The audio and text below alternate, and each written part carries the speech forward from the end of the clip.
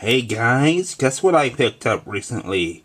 A 1980s generally wind-up toy. I picked this up at the antique store last week. I saw it and I had to have it.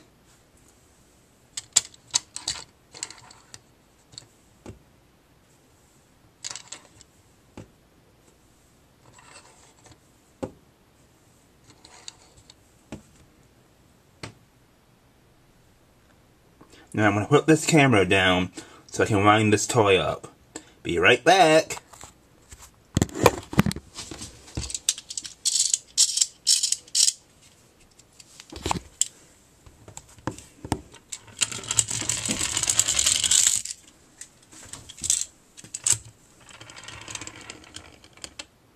Rate, comment, and subscribe.